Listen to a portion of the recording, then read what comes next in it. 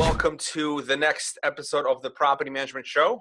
I want to introduce, well, first of all, as a small business, right, in the property management space, you have tremendous opportunity. You know, things are coming to a head, and there's buzz of an excitement in this industry. But as a small biz, you have to compete with some of the bigger guys. Now, you have unique abilities as a small business, right? And the unique abilities are you can service locally. Your local knowledge is irreplaceable. The bigger guys will take a lot longer to understand the local dynamics and the specific microeconomic environments where you currently manage. So you have tremendous advantages that the bigger guys can't get to. But you also can do what they do to optimize service to customers, and that is adopt and embrace automation. And today I'm co-hosting the podcast with John Bykowski, the CEO of 4.5. Hello. You can say more than hello. Yeah, hello. See y'all. Great. And we have a great guest, John and I. Mm-hmm. We do have a great guest. This is almost like a little bit of a coming out party for my guest. He is going to speak on automation. His name is Inaas Arabi, and Inaas is the new Vice President of Single Family and General Manager of Propertyware. Inaas, welcome to the show. Thank you, Alex. Hello, John. How are you? Hello.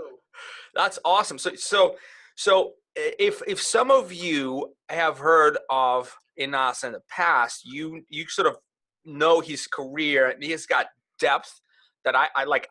I want to sort of dig a little bit into his past so we can have a good setup for the rest of the talk. So Inaas, in 2005, you were at Help You Sell. I think that's where you kind of started your property management game, Right. And you were, let's call it regional property manager and real estate managing broker. A, I didn't know Help You Sell has that. B, what is the most proud thing? I mean, what is one thing you're proud of? What did you take away from that experience? So this is a really cool question. The most proudest thing that I am very happy to report on is within 18 months, we became the 7th largest company for volume sales within our state. And part of it is exactly to what you described to. We were a very small business. We were competing with much larger, bigger guys, but it's really more about understanding what you do and what you do well and kind of go at it. And when you are small, I wanted to add that you are nimble much better than the bigger guys. In order for them to be able to move, it's just like moving a big, huge ship versus your little boat. You can very easily maneuver yourself around issues a lot faster than they can, which allows you to get much more business if you really use that to your own advantage. So that was my proudest thing is with 18 months, we were the 7th largest company for our state. Well, that's pretty cool. 2005. I remember the heydays of real estate, John. Were you around back then? 2005, I believe, yeah, I was around. But I was in the marketing industry at that time, not in the real estate industry. But like the heydays of real estate, 2005, I remember there was just the positivity was very interesting. Like people would think that this thing is going to go up forever, right? Neg-M loans, negative amortization for those. I mean, that was cool, man. You know, you have, what is it?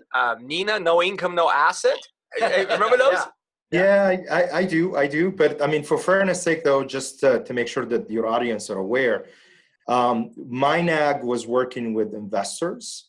And because of that, we figured that this is our strength and we worked toward it and we utilized it to be able to get the best results.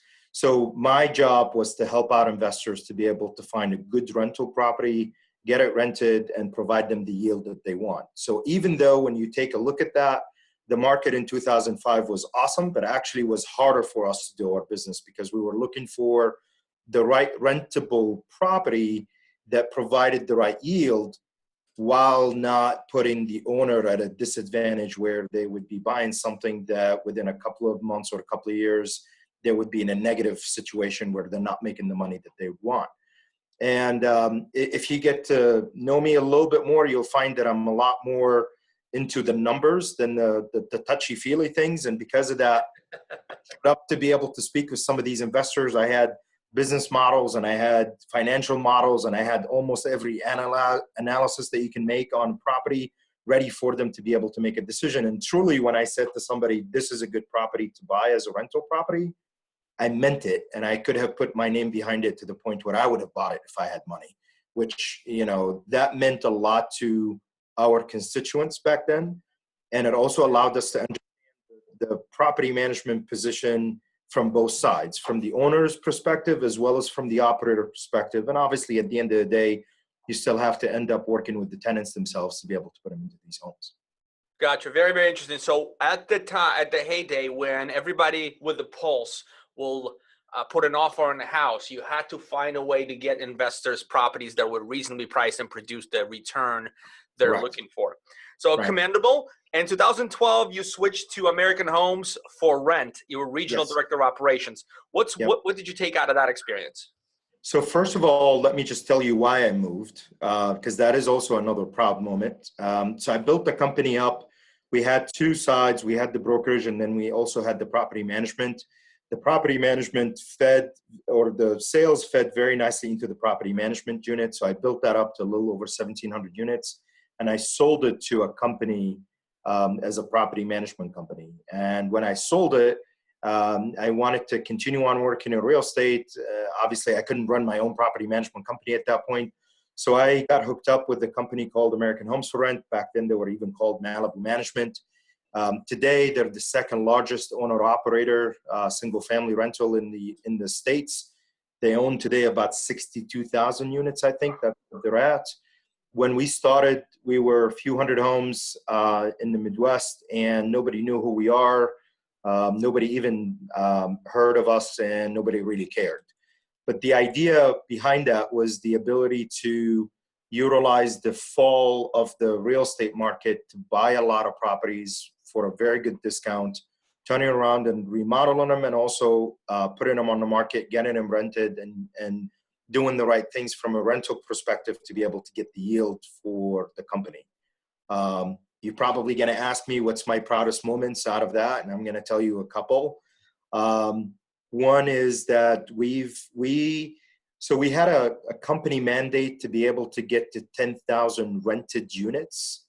And we divided the plan where each region, I was the Midwest region, that was my region, each region had its own portion of that goal to be able to accomplish it.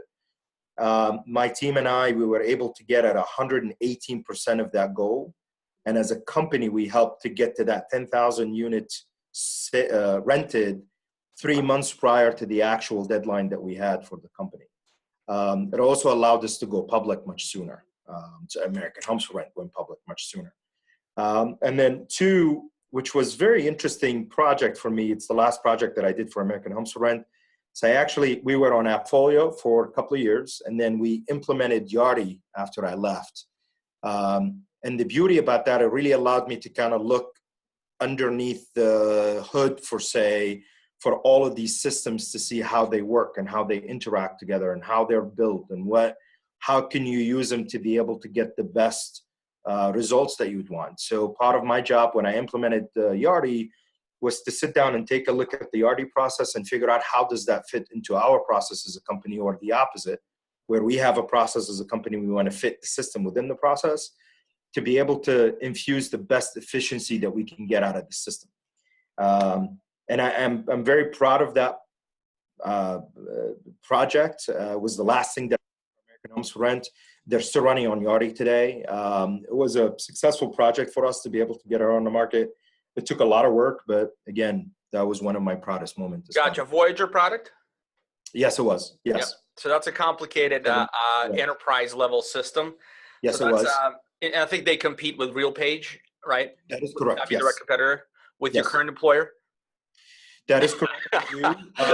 Gotcha. For fairness' sake, though, they do compete. So RealPage is a much larger company than what Propertyware is. Propertyware is just one company, one product out of RealPage. Sure. The one site, which is a direct competitor to Yardi, both of which they play into the multifamily quite well. Back then in 2012, 2013, nobody had a single family platform that was working well or was even good enough for that level. So we had to be on Voyager 7, which was really meant for multifamily, but we had to hack it. massage it right to work. Right. That's the best way to describe it. Yeah. Nice. All right, so let's switch gears a little bit. I really like this this sort of journey that you have, but let's talk about what you sort of been able to do so far. And I think a lot of it is, somebody said that, the biggest pre or indicator of success isn't like talent, isn't perseverance, isn't like persistence. It's like timing, essentially. Looks like you're timing stuff pretty well throughout your career, that you have that sort of that sort of instinct for switching gears and moving into a market and taking advantage of the opportunity. Let me ask you, like, we'll skip one step and go right into Propertyware. What do you think the opportunity is right now for Propertyware as a company? So there is a huge opportunity for Propertyware. Now, let me explain a couple of things. I do wanted to offer some credit to RealPage and Propertyware for the fact that they sought after getting somebody who's an operator to be able to run the program, right? That is very unique in the marketplace. And why is it unique? Is because there is plenty of great systems out there, but most of those systems are ran by technologists through and through. And the problem with technologists through and through, they're fantastic at what they do, but the honest to God point, if you've never been in the property manager's shoes and you've never lived their lives day in and day out, you really cannot understand their pain point to be able to build a product that solves their pain points. Now, you can go and ask on the market, like you can go and ask property managers, what's your pain point? You go fix it. But the reality is you need to understand where they are at, where they want to go to, and how can you bridge it utilizing technology. So the fact that they've hired somebody like me who's a true operator, understands technology very well, but a true operator, I think that's a very competitive advantage to Propertyware, and it's going to allow us to be able to bridge the gap. What I mean by bridging the gap is bringing in all the industry knowledge to be able to build enhancements or update our systems to be able to provide people opportunities to close those pain points. So I'm going to make a very simple example here. One of our initiatives that I'm starting out here is that we wanted to help our clientele PMCs to grow, right? And growth is three different ways. One is by adding unit counts. So by adding unit counts, we figured that, Propertyware does few things well, but we're not really a marketing company to be able to go out and help you market to owners to be able to bring them in. But the plan for us is to be able to partner up with companies similar to yours, that you guys have a really good product to be able to allow for the PMCs to go out and get those units, right? And we want to partner up with you to be able to bridge the gap between the two systems. So whoever is on my system could easily use yours and vice versa. And by doing so, I've just solved one of their pain points. The pain points is twofold. One is adding more units, and then two, they don't have to double entry anything, right? They don't have to go take the information from one system, go add it into mine, or the opposite. And we'll certainly do the same for other products to be able to solve some of the pain points that people have. But at the end of the day, we wanted to provide options for growth for people. Some of the other growth might be growth by charging more or producing more revenue per door. We've got products to be able to do that. I'm also connecting our platform to other products that allows you to do that as well. It's where, in my opinion, it's almost like three levels. You start off by adding the unit counts. That's where it starts. The second layer is when you have unit counts, you need to be able to squeeze more revenue out of those doors. And then third is by doing more of what I would call the customization to be able to reduce your expenses. So instead of hiring 10 people to be able to do something, you need to figure out a way to be able to hire 1 or 2 people to do the same thing. But it all starts with that unit count, the door number that allows you to be able to function and go through it as a business. Gotcha. So that's the bulwark you have to overcome, and have the stable, consistent, predictable growth within the understanding that customer acquisition costs are palatable and they would work financially. Then you go to work once that is set up, and you have a company like 4.5 potentially, helping systemize that growth. Then the business owner can use Propertyware, the core system, to help them get more money, deliver more value, obviously, but get more money per door. And then beyond that, now, once you're doing that, how do you reduce, I guess, people expenses? Is that kind of what you're leading to? That's a 3-step process? That's precisely it. Right. Precisely. That's really well thought out. I mean, that's like the operator thinking, right? That's what you just said. Versus technologist thinking is like, hey, how can we put this widget? And I'm not saying it's technologists. That's what they do. Right.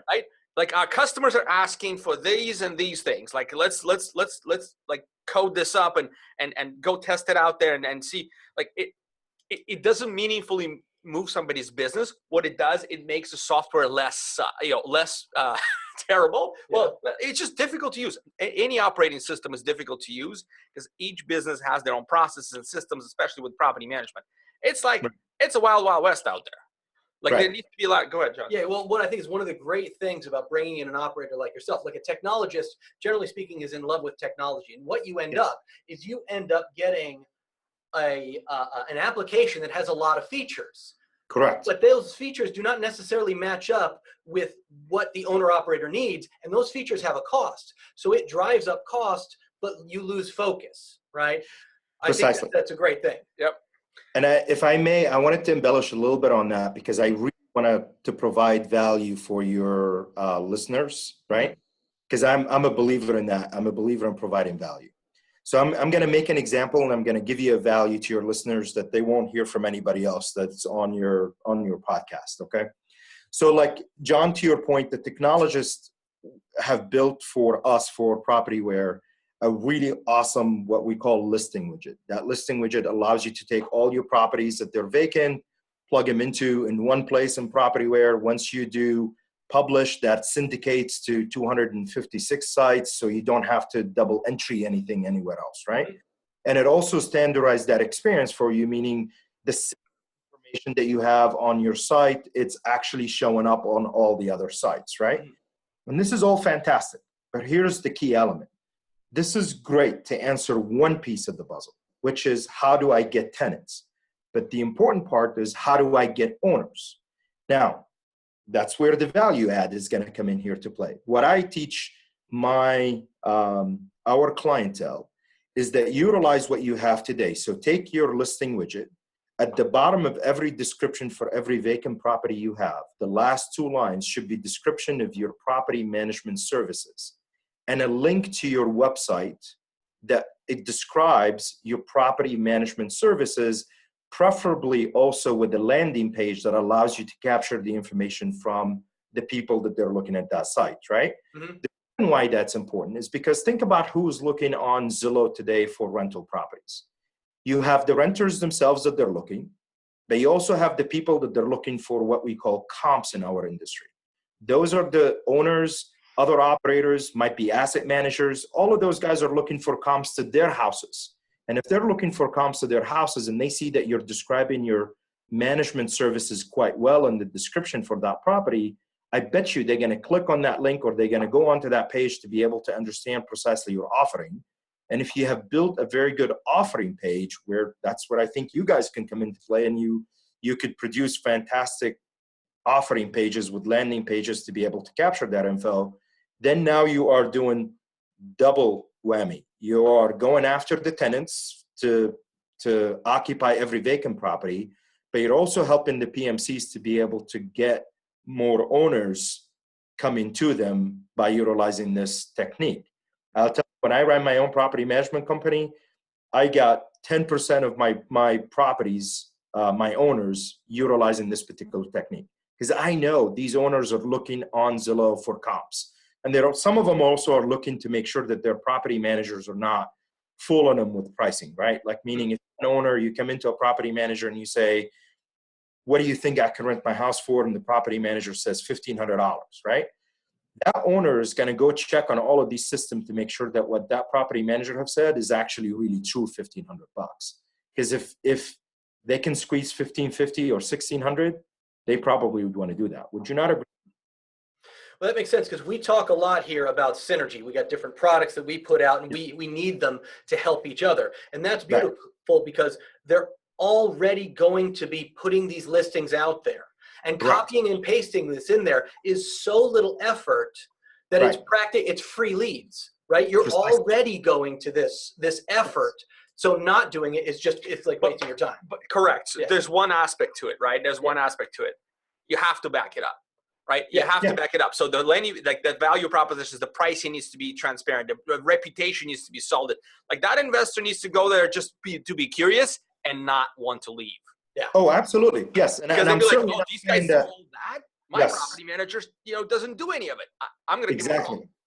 Exactly. And I think that's where I said the synergy, to John's point, and I don't want to talk too much about property, but I'm just making this as an example. Our listing widget is not built for you to be able to get owners. Our listing widget is built for you to market your vacant properties to tenants, but you're utilizing it now as a double whammy to be able to allow you to get those owners to come out and take a look at your product, your property management services. Services like you guys, where it comes into play and it works very well in the synergy is if you build a very nice offering with a very nice site, with a very nice capturing mechanism for that information, you couple both of those together. Now to your point, Alex, you're going on to the market, you're grabbing the people to bring them on, you're backing it up with all the information, and you are able to capture them. And if you are able to capture them, I bet your conversion ratio on those guys would be much higher than somebody that you are trying to get through, like, let's say, another medium, right? Because they're a little bit more warm. They've learned about your services. They've seen your listings. They've seen how you do things. And to your point, if you back it up, like if your listing has great photos, has virtual tour, has good description, you have a good methodology to be able to do showings, all of that adds into that offering proposition that you are showing the owner that you really mean business and you're not a fly-by-night kind of company. You actually know what you're doing with your own business. That's really good, Inaas. So those of you walking dogs and cats, pull over for a second. Let your animal sit down and relax and take the note. The note is simple.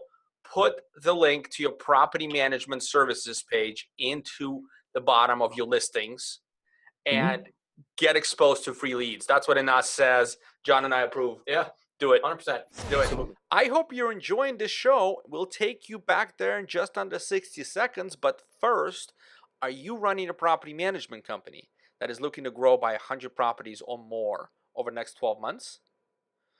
Are you looking for a partner who can design and implement all of the marketing so you can focus on operations, customer experience, and profit? Are you willing to spend $300 to $600 per owner as you add them to your portfolio? And finally, do you have adequate resources on your end to dedicate to completing your part of the project so your marketing can be activated and all the leads start flowing in? Right? If the answers to those questions is yes, that means you are ready to grow and scale, and we here at 4.5 want to help you to do so. Log into 4.5.com, hit free consultation, and set up a time with one of my team members to go through your business and figure out how 4.5 can deliver the growth you're looking for. Now back to the show. All right, let's actually talk about automation, shall we? Yes, absolutely. Go ahead. Yes. This was like hacking. This was just like lead hacking. That's awesome. I love it. Yeah. You have deep history, deep experience in this industry. I'm really curious to find out, Inaas, and I'm sure our audience would be too. What is the short history of automation? How did you see it flow into the market, where it's at today? And I think where it's going is also kind of, maybe give us paint the timeline for us. So I will tell you, I am super excited about where we're at in our industry today. And I really, truly mean that. And the reason for this is because if I go back to the earlier days when I ran my company in 2004, 2005, 2006, and you might agree with me or not, but the accessibility to products back then, as far as technology, was no or close to no. The only options that you've had, either something you have to build yourself, or maybe Tenant Pro. Right, exactly, or Tenant Pro, or the simplistic products out there. As a matter of fact, I was on Tenant Pro when I ran my company. But called it. the fast forward to today and where we're at, I think with the fact that our business have been professionalized, it's been looked at by what I would call the Wall Street and it's been evaluated and produced great results that Wall Street is taking notice of. What's that doing? It's getting these people to pump in a lot of money into producing fantastic technologies today that you have access to that we've never had access to before. And I think the beauty about where we're at is we're almost like at the cusp of what's going to happen, what's going to come next, right? It's almost like I look at it, if you recall how the auto industry went through, the first thing, the cars of the 70s or the 60s, they were all pure mechanicals. Everything that they did was all mechanical, right? And then within the 80s, you started to see a little bit of technology kind of getting into it. Today, if you get into any car, most of what's happening in it, it's all electronics. Even your transmission is 50% electronics, 50% mechanical. In the 60s was all 100% mechanical. And I think we're going into the same direction in real estate today, specifically in property management. Think about, so I'll give you a perfect example. Think about like the aspects of inspection, okay? The aspect of inspection back in 2005, you took a piece of paper, you put it on a board, and then you went out to the property and you actually hand filled in all the boxes of what you're seeing at the property, right? Today, I know of at least about 8 to 12 different inspection apps, including the one that we offer as Propertyware, that allows you to be able to do that all electronically. And guess what? Here's the beauty about it. Today, you can even push that inspection on somebody else to do it, and you don't have to be at that property to do it yourself. I know of some companies, they basically send the link to the tenant and say, go through the template, fill out your inspection, right? We're gonna go through it after you finish, so you can't just say yes, yes, yes to everything and not take pictures, right? But go ahead and do that. In 2005, that was not available. And that's the beauty about where we're at today. Now, where are we gonna go to? I think we are automating a lot of the pieces in our business. It's gonna get to a point where a lot of it, it's all virtual, a lot of it, it's all automated. There's still, now the beauty about property management that I want to make sure that people understands and your listeners are aware, so I don't want to scare them to death. Our business is not going to go away. And you know why it's never going to go away? Because you still have to connect with those people that you're dealing with. You've got tenants, you've got owners, you've got vendors, you've got the legalities of the municipalities where you're at, you've got HOAs, you've got taxes, you have property management touches every single aspects of those places, and you cannot automate that. That relationship, you can automate most of it, but it has to be done by an individual person. Does that make sense? Yep. That's where our business is somewhat protected, where you still will have business in the next future, but you could do it much better, much faster, much more efficiently by adding more automation. Does that make sense? Makes a lot of sense. You had a question you wanted to ask. So the important thing, well, not the important thing, but absolutely, there are so many automation choices that are out there. But, and you touch on a point that that is very important to me, is that you could say that the core business of a property manager is communication, right? Right.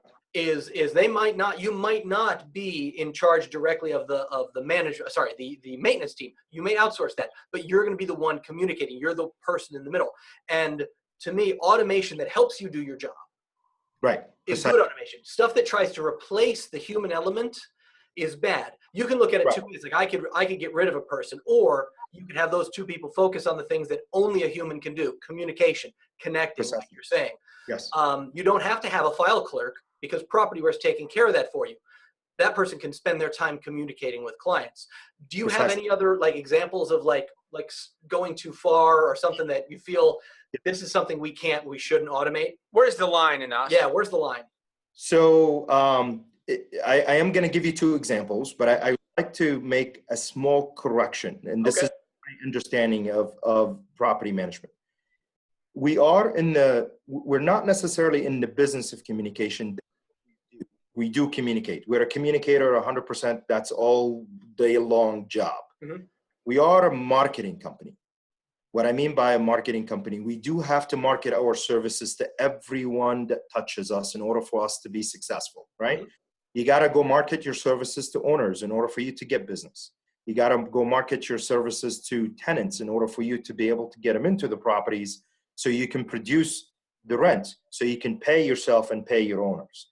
You have to market yourself to vendors so they can work with you and decide to work with you instead of deciding to work with the next guy down the street, to be able to provide you the best service and the best cost so you can turn around and make money on that, right? You also have to market yourself to every other entity that I talked about. Imagine if you're managing properties in an HOA, you do have to market yourself to that HOA board, because if that HOA wakes up one day and decides no more rentals in their community, you just bought yourself out of the business, right? For that particular community and so forth. So I think it's very important distinction to make sure that we are in the marketing business, but we do customer service. It's all about the communication, it's all about the customer service, but marketing is like 90% of what we do in order for us to be able to gain business, right? Now, to go back to answer your question about the automation, I'll give you two examples where automation is fantastic. Mm-hmm. Automating accepting of payments from tenants. To me, that's a huge benefit, right? I mean, in the early 2000s, I had to hire an administrator who sat at my office to be able to, and especially in the beginning of the month, to be able to be available. So when somebody drove by the office to drop off their rent check, to actually accept the check, log it in, scan it, send it to the bank, give them a receipt, and make sure that the check didn't bounce, right? Or before that, even taking the check to the bank because you couldn't scan it back in the day. Precisely. Yes, thank you. Yeah. Now, today's world, if you really run things correctly, you could automate all of that, meaning you accept all different types of payments from tenants. You can take ACH, you can take credit card. Even today, we offer a QR code, and I'm sure some of the other platforms offer the same thing as well. QR is basically you pay your rent in cash. You go down 7-Eleven, yeah, you pay in cash. Yeah, any Kroger, any of your grocery stores. You buy your groceries and you stop by the front desk and you say, okay, run my rent, and they do that, and boom, it shows up on your tenant ledger. Now that to me is a fantastic automation opportunity, because guess what it did for me as a PMC? I don't have to have that administrator sitting doing nothing all day, just accepting checks to be able to log them in and give people receipts. Now I can have that administrator do something else that it's more meaningful to me. Where I think it could go way too far is where some of the companies are trying to make the entire process virtual. And what I mean by the entire process virtual, they talk to no one, they see no one, they communicate with no one but machines. And believe it or not, there are some companies out there that they're trying to perfect that. And I mean, I respect them for trying. In my opinion, I think that they're taking it way too far, to the point where it's fine to be able to provide people self-showing options. It's fine to be able to allow them to be able to talk to a machine when they're underwritten. But at some point, they need to know that there is some human beings behind this operation, because no one is going to respect a machine unless there are some human beings behind it. And they also need to know that those human beings make decisions based on what's going on within the transactions that's happening between that tenant and the owners. And I can tell you there are some owners will absolutely flat out refuse to work with companies that they're doing everything virtual. Mm-hmm. Because they also, on their end, they wanted to speak with their property manager. They wanted to speak with somebody if they have an issue. They don't want to talk to a machine, right? They don't want to log on a website and have a system like Melissa responding back to them, telling them the day's great and you know, it's all AI and basically, Siri, how's my property doing? Yeah, exactly. How's my property doing? Oh, yeah, you're doing fine, man. You're fantastic. No problem. That's not what they really want. They want specific information that is very valuable to them. Yeah, has the fence been painted, right? Was it the right shade of green or whatever the case is? And then one thing, if we like break down the business, right, to its essential components, what is it that property managers do, right? You protect the largest asset that anyone could have. Most likely 99% of us will never own a larger asset than our homes or homes that we, rental homes. And number two, like if you look at Maslow hierarchy of needs, for those of you who are into that sort of philosophy, it's the idea is that you provide as a property manager a home, a shelter, a place for somebody to live. That's one of the core sort of necessities before a person can be happy. It's food, drink, safety, and then shelter. Like you are Right. like on the bottom of that Maslow hierarchy of needs. In other words, you are such a necessary piece of service for survival of the dang human race. I mean, like, let's call it that, right? That's how we think as primates, right? That's how we think. We need the safety net. And so the essence of the service is such that there's a lot of emotion, there's a lot of connected value, and to automate everything to me is, I'm sorry to say, silly. At least at this point where AIs are not advanced enough, there needs to be automation, but there needs to be a help me button, a really easy one.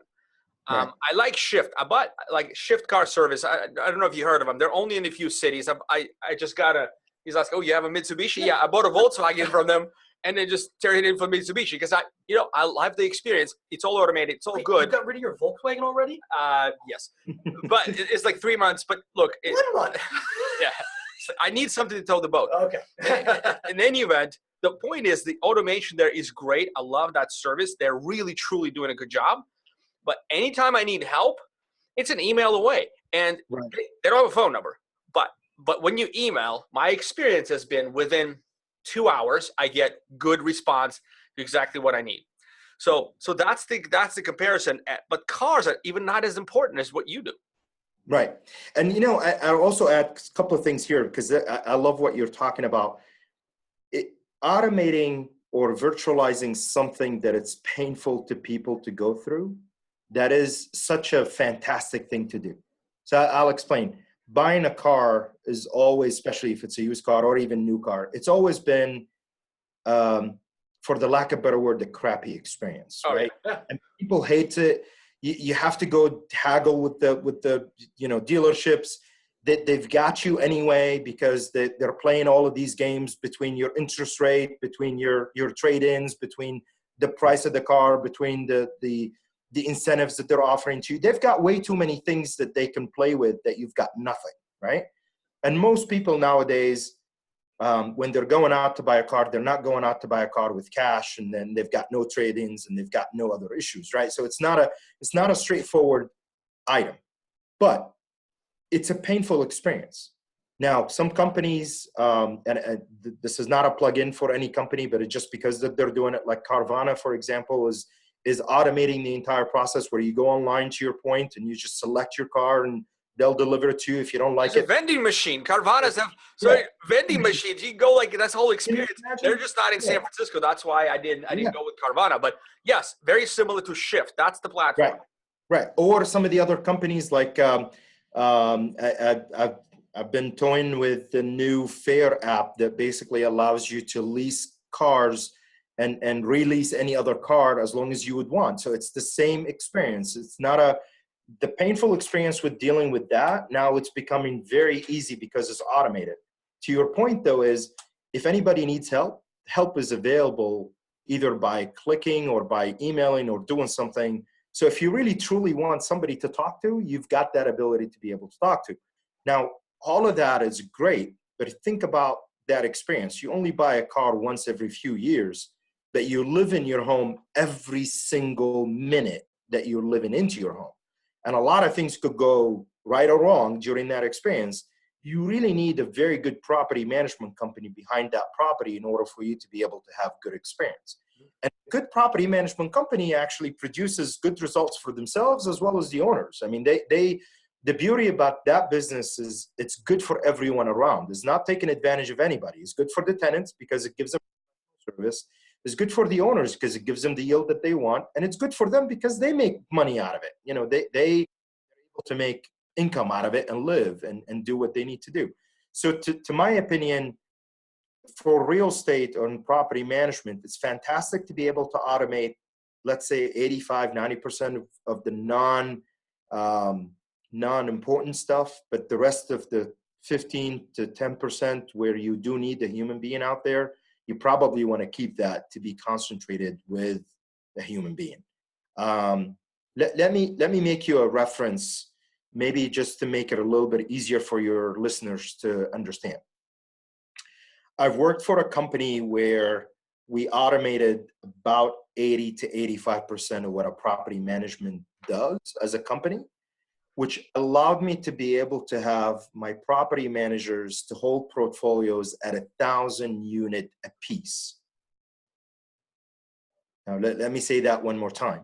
Property managers' portfolio was 1,000 properties. MFR or SFR? SFR, single family rental, Wow. 1,000 units apiece. Now, look, I don't want to make numbers up, but in my city, hiring a property manager was an expensive proposition, right? It was north of 50, less than 100, and you work out the numbers. In order for me to make my business model work, I had to get my property managers up to that level of portfolios in order for them to be able to do it. Now, you're going to ask me, Inaas, this is nuts, because we know companies usually are around the 200 to 250 max, and that's where they max out their property managers, right? But if you think about why are you at a 250 or 200 properties, is because they do too many non-productive items. Oh, yeah. If you take all of those out and you automate them, what you are left with is basically the communication piece. If a tenant has a question, that is a serious question, not a question like, hey, how do I pay my rent online? And they could either be taught that or you can send them a link to be able to walk them through it step by step. If they really truly have a question, hey, I'm getting into a divorce, I want to get out of my lease, right? Or I just got a job offer, I'm going to be needing to transfer from here somewhere else. Or, I want to renew my lease. How can I get those renewed? Those are the important pieces that you'd want your property manager to answer, not a machine, not an automated perspective, because the way the answer has to be proposed on is depending on the information that you're going to ask for to be able to get, right? And if you do that well, you're able to bring the unit portfolio count by property manager so up that would allow you to reduce your expenses on the property management count for how many property managers you need by unit. Does that make sense? Now if I look at 1,000, I'm taking a property manager compared to, in my business model, one property manager to 1,000 property compared to other companies that have 4 property managers for the same number of properties. Who's saving more on the HR cost? I am, because of the automation. Does that make sense? Makes a lot of sense. Maybe we can sort of 45 minutes in. I want to give our listeners a little bit more value. Well, there's a lot here, by the way. There's a lot that we should probably unpack in future episodes. And by the way, this will be published during the PM Grow Week. So we appreciate Propertyware being the partner sponsor 2 years in a row, standing up for what's good in this industry. This conference is the innovation, is where innovation is born, we would like to think, and we work very hard to do so.